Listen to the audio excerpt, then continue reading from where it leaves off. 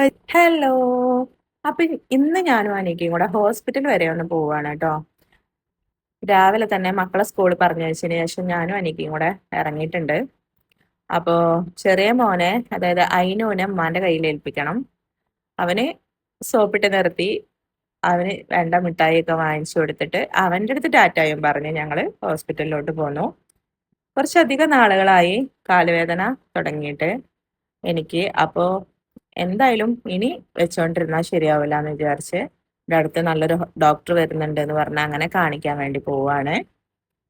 അങ്ങനെ ഹോസ്പിറ്റലിൽ ചെന്ന് തിരക്കൊന്നും ഉണ്ടായിരുന്നില്ല. ടോക്കൺ എടുത്തു, ഡോക്ടറെ കാണിച്ചു, മരുന്ന് തന്നു. അപ്പം മെയിൻ ആയിട്ടുള്ള ഒരു ഘടകം എന്ന് പറയുന്നത് വെയിറ്റ് കൂടുതലാണ്. അപ്പൊ വെയിറ്റ് കുറക്കാൻ പറഞ്ഞിട്ടുണ്ട്. അങ്ങനെ ഹോസ്പിറ്റലിൽ നിന്ന് ഇറങ്ങിയപ്പോ നല്ല മഴയായിരുന്നു.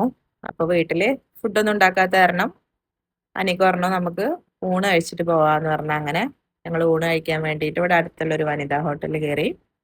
ആദ്യമായിട്ടാണ് കേട്ടോ ഞാൻ ഇവിടെ കയറി ഊണ് കഴിക്കുന്നത്.